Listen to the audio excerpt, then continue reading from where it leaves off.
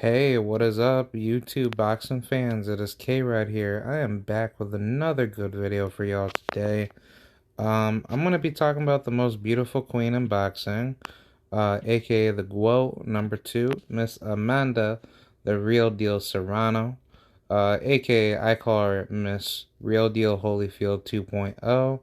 Don't forget about it. She is Southpaw, bro.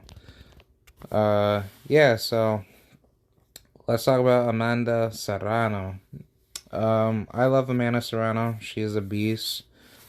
She's done everything for Puerto Rican female boxing, and I love female boxing. And I think she is the greatest woman, of this time, next to Clarissa Shields. She's definitely the GOAT, and she is really good at what she does. She's a 7 division world champion, if I'm not mistaken, but she's done a lot. Amanda Serrano is going to be facing Katie Taylor on my birthday, boy, on April 30th of 2022.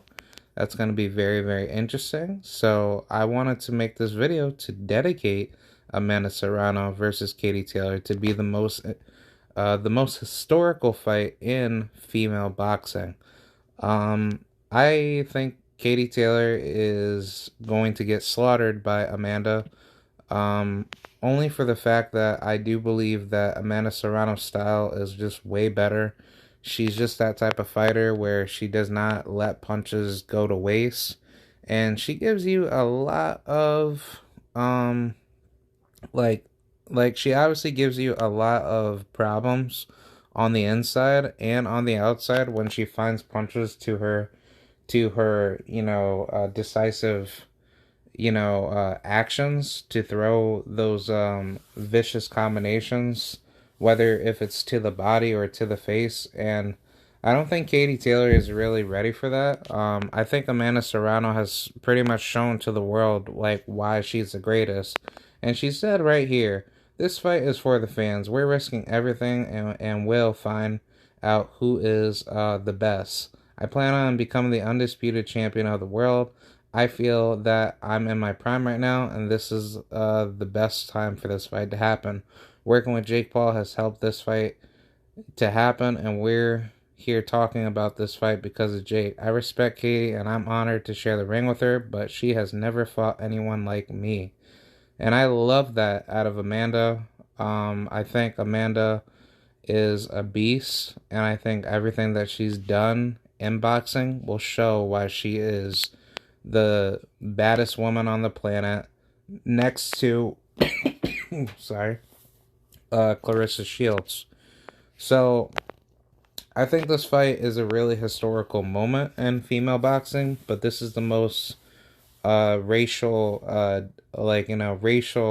how should I say, racial moment in boxing. I think this is one of the biggest sells you're gonna see in female boxing if it promotes itself properly on DAZN, the way it should be and the way it has to be, even though that it is a long ways from now. But still, knowing that this fight is at the Madison Square Garden, even though that I don't like how the MSG is economically, of how things are due to COVID, due to attendance numbers, but either way, the fight should sell pretty well. But as far as Amanda's, you know, you know, as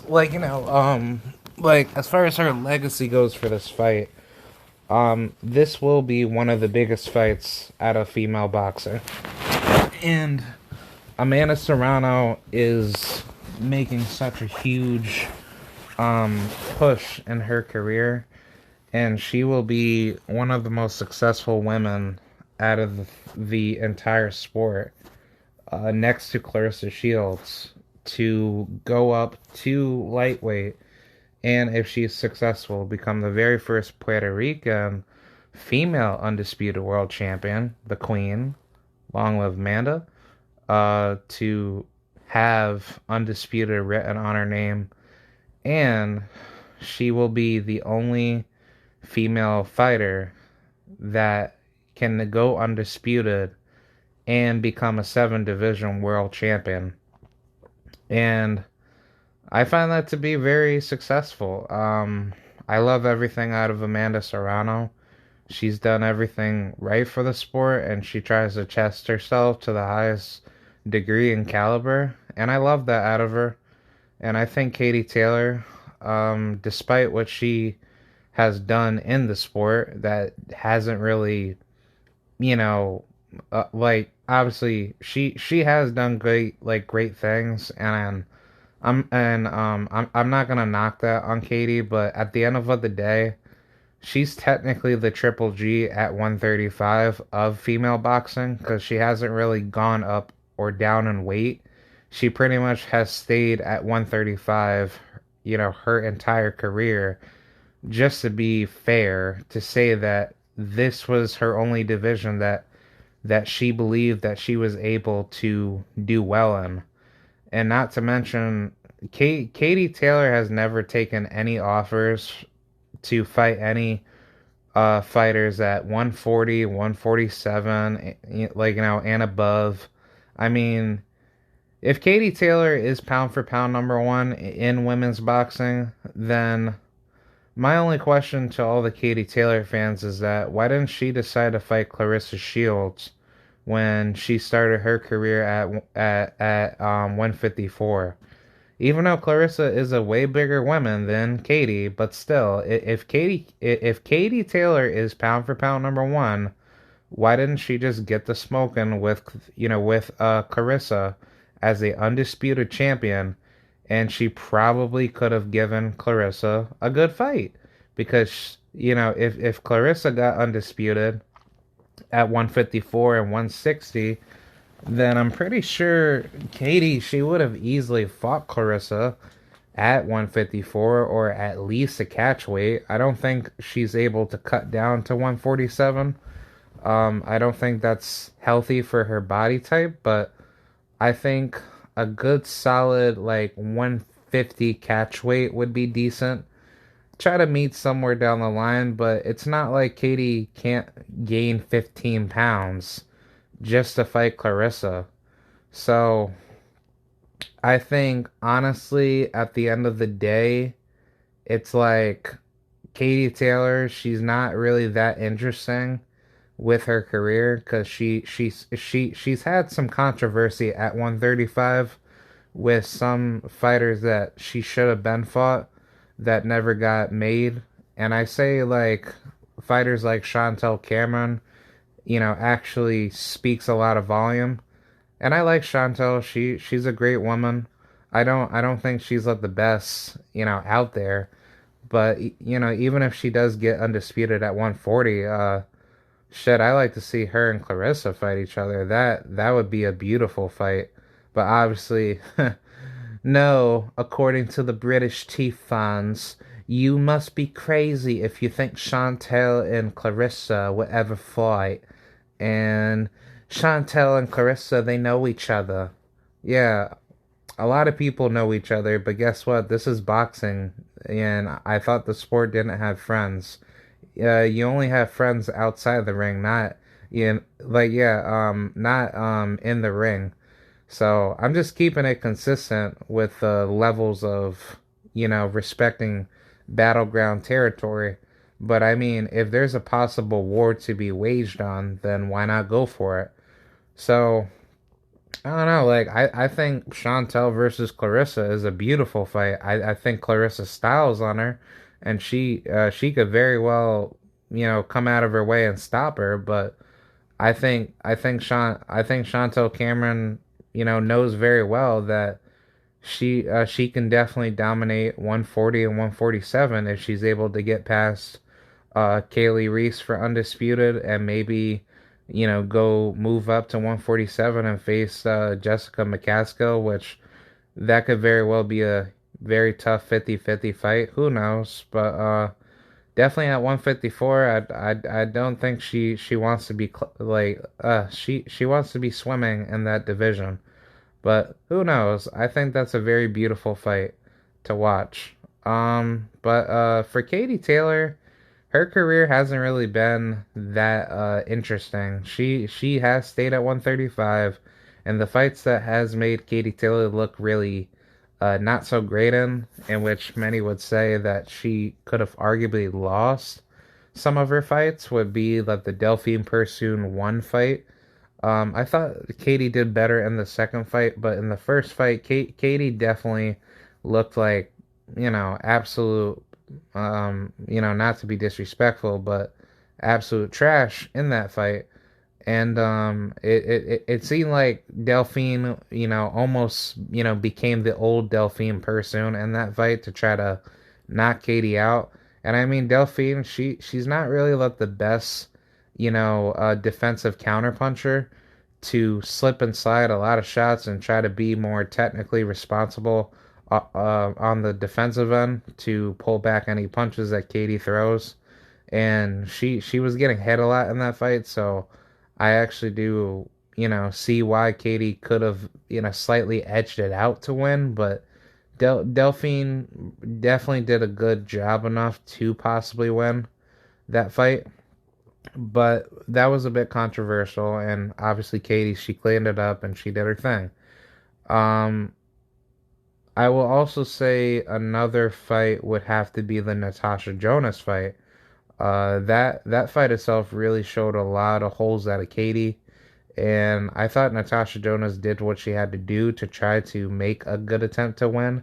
But at the same token, it's like, Natasha Jonas hasn't had like the best runs when it came to world title opportunities or, world title eliminators. And I will say, the Katie Taylor fight really showed a lot of holes out of Katie, and Natasha, she could have arguably won that fight. Some people, including myself, would probably say Natasha, she did her thing. She, like, she did what she had to do.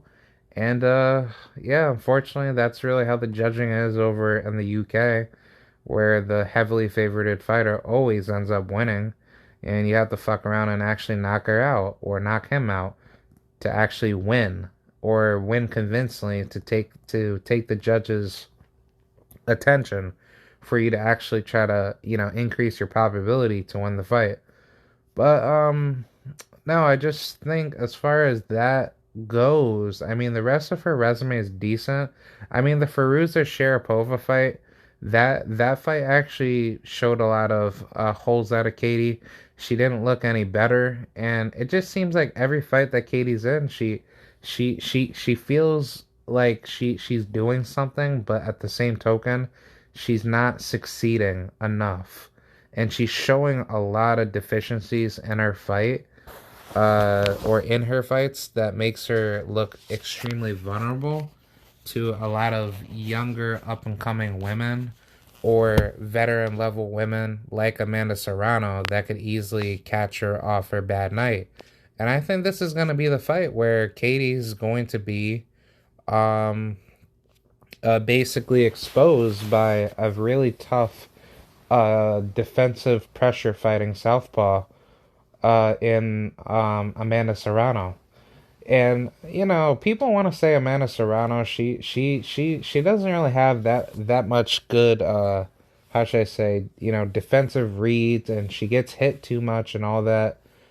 But honestly, I will have to say that her defense is very underrated.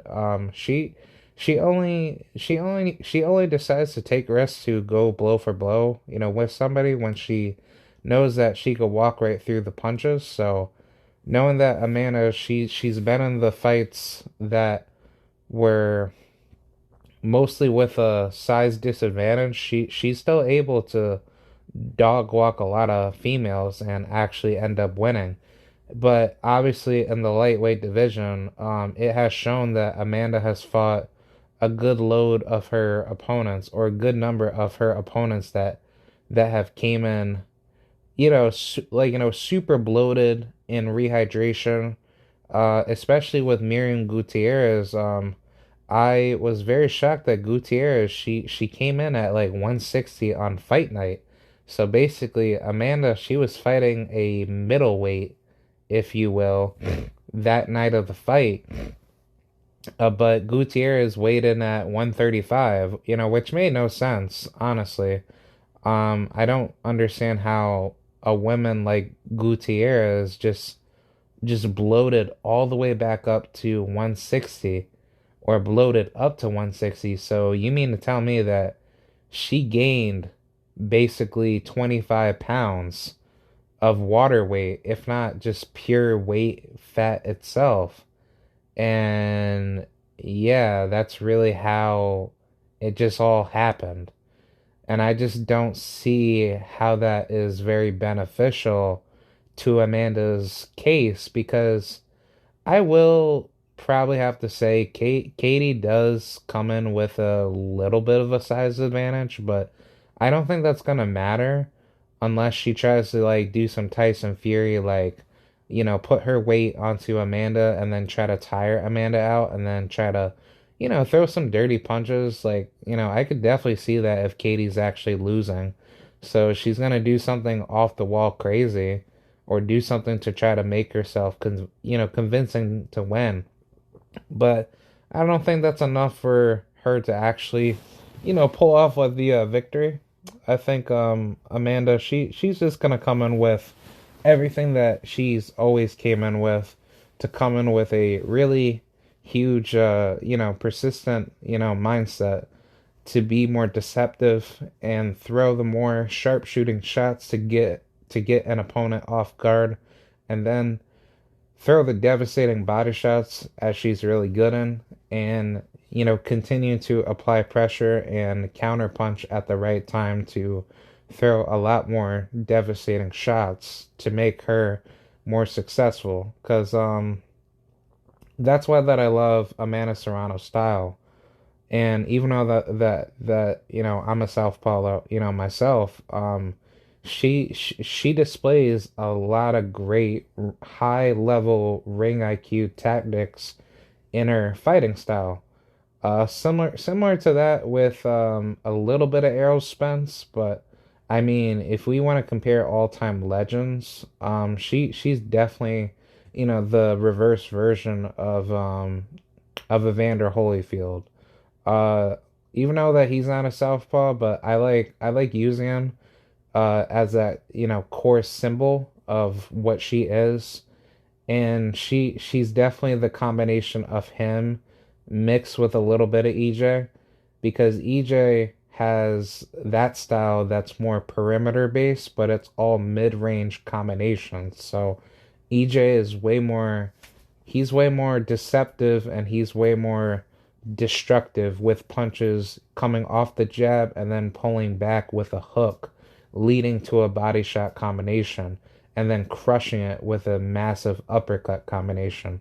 But for Amanda, she's pretty much up the same way, but she does what Evander does. Evander likes to come in, 1-2, push back, and then use a good counter either to the body or to the head, and then make it, rough and tight. Basically, use pressure and make the opponent uncomfortable in the exchange of the pressure. And I think that's a great tactic by Amanda, because Amanda does do a very wonderful job to make sure that the pressure is on her end, and she's not letting somebody just get punches off of her. And I mean, don't get it twisted. Like, I mean, there has been some of those fights where her defense is just never there, but her offense makes up for it. And the reason why that I say that her defense has been underrated lately is because she's good at making most of the shots miss. So even though that you may think like, oh, well, her face is a little bit red and she's not that good defensively, I disagree with that. I truly believe if Amanda really wants to make this into a box, or make a fight into a boxing match, she really knows how to box, and she knows how to break a fighter down and use high level defensive ring IQ tactics, because you cannot win a world title, without defense. There's no such animal as a fighter that just wins off of pure offense.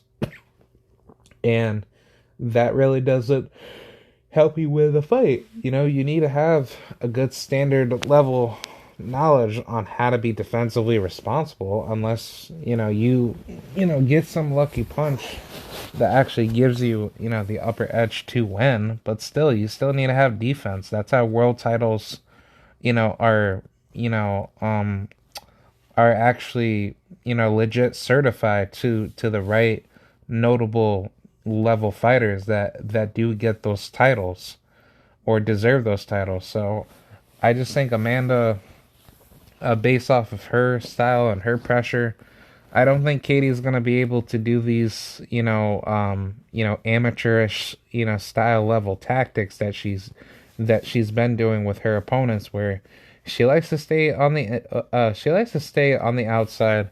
She does not like to fight on the inside. As much as I love Katie, because I'm not hating on Katie, but I'm just looking at how I'm seeing this fight going down. Because I love both women. I just love Amanda more. Because, me, I support my Puerto Rican heritage a lot. And actually, don't forget, I'm also Irish myself too, off my dad's side. But I'm definitely rolling with Team Puerto Rico on this one. Team Ireland will come next with, who's that other, female fighter? Her name is Caitlin Phelan. But yeah, like I hope she does well in her title reign. But there's another Irish fighter.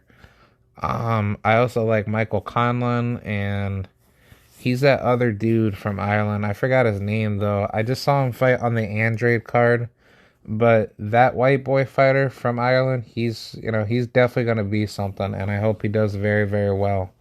But no, I mean, as far as this fight, I definitely got the queen, Queen Amanda, and I think she's gonna definitely shock the world, and definitely make a lot of people feel very, very disappointed, because Katie Taylor has never fought anybody like her.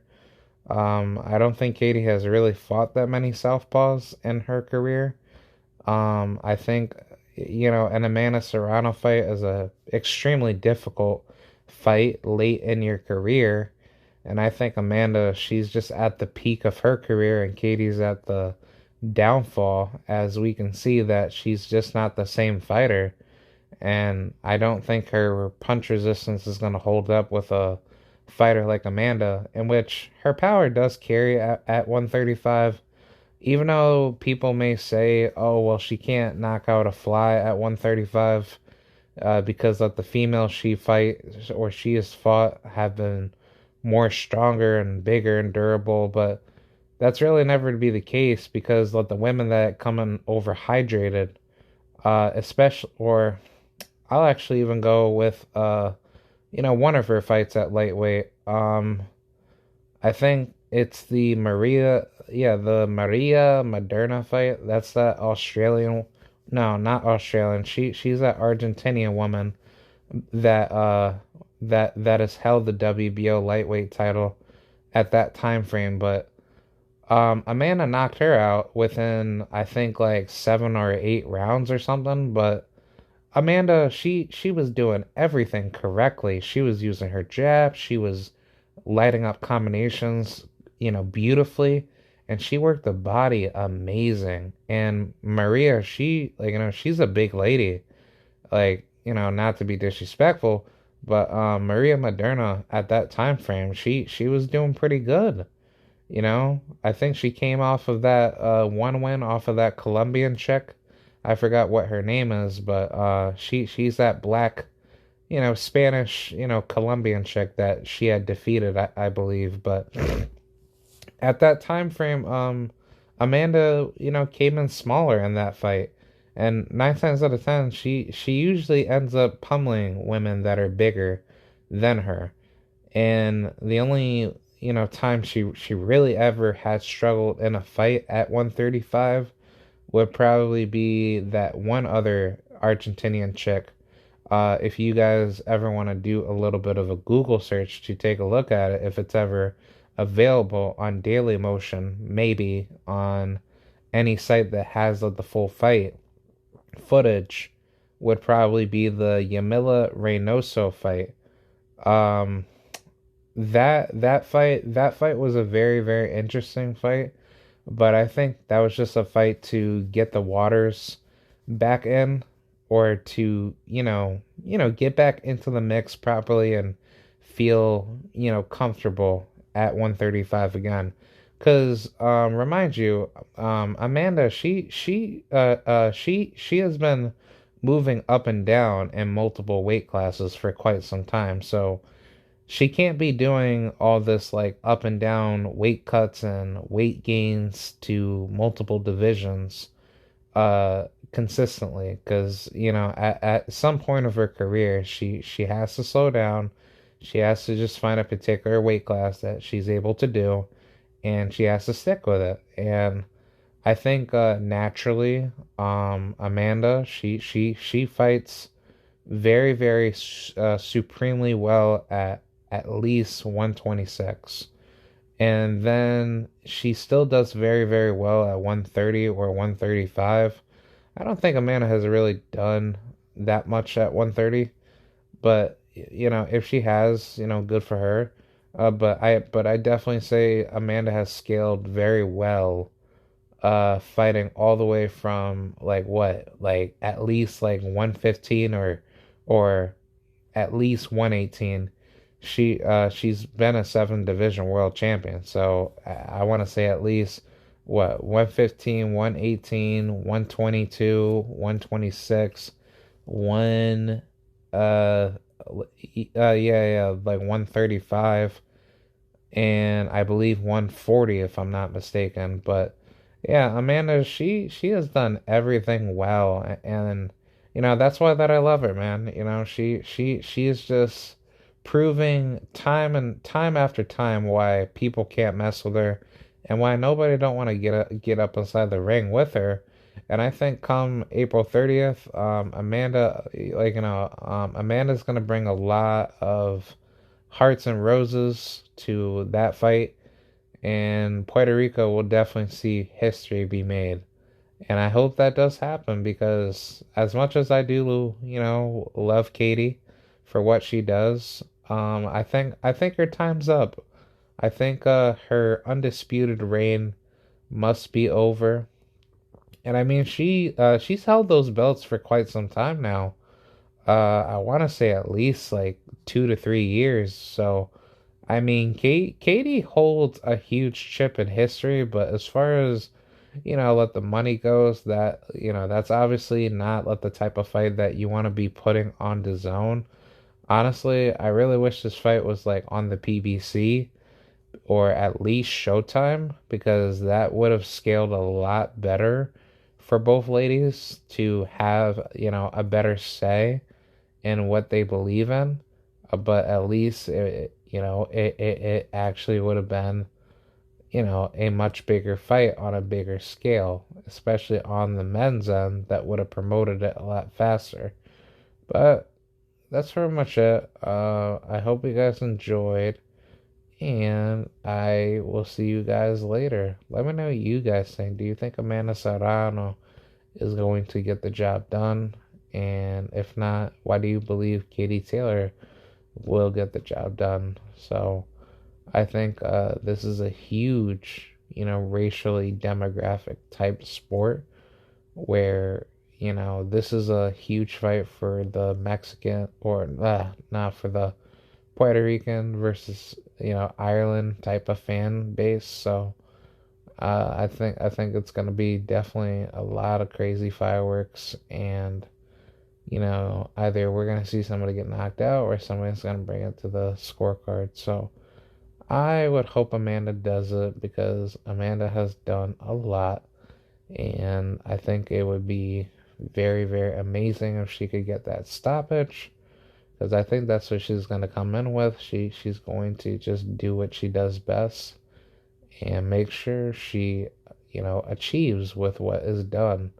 And I think she had said that she was thinking about wanting to retire as soon as she does get, that world title and undisputed. And I think that's what's gonna happen. So yeah, that's pretty much it.